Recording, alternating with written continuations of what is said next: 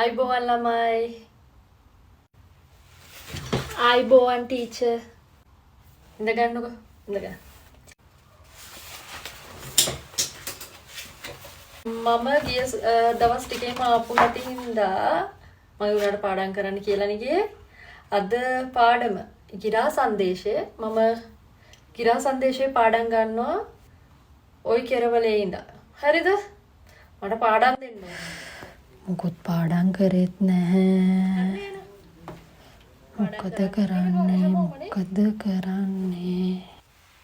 හරි එනවා. ටීචර්. ඔව්. ටීචර්ගේ පුතා මැරි කරා නේද ගිය සතියේ? ඔව් පුතේ. ඔයා කොහොමද දන්නේ? Facebook නැහැ. මම දැක්ක Facebook එකේ දාලා තිනවා මම අපේ අම්මගේ account එකෙන් දැක්කේ.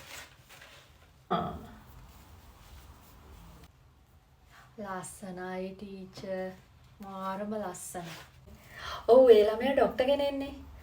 හොඳ පවුලක්. ඉතින් අපේ පුතත් ඉංජිනේර කෙනෙක් හින්දා ડોක්ටර් කෙනෙක්ට ඉතින් බන්දලා දුන්නා. එයාලා ලස්සනට ගැලපෙනවා ඉතින්. අද ඔච්චරද මිස් ෆොටෝ තියෙන්නේ? නෑ පිස්සුද තව තියෙනවා මම පොඩ්ඩයිනේ දැම්මේ. තව තියෙනවා ඉන්න ෆෝන් එකේ බලමු. මේ තියෙන්නේ.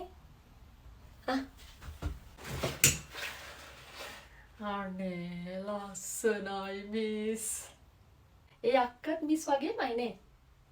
මිස් වගේම ලස්සනයි. අනේ බලන්න මිස් නේද? thank you පුතා. ඔව් දවස් දෙකක් තිබ්බේ. ලොකුවට ගත්තනේ වෙඩින් එක. ඉතින් ඒකෙන් හින්දා ගම් 7කට ගිහලා වෙඩින් එක ගත්තේ. 400කට 450කට වගේ කිව්වා පුතේ.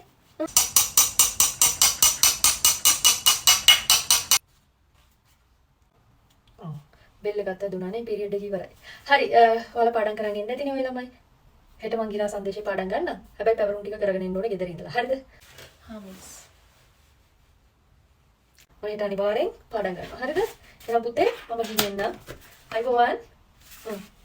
අයිබෝවන් මිස්.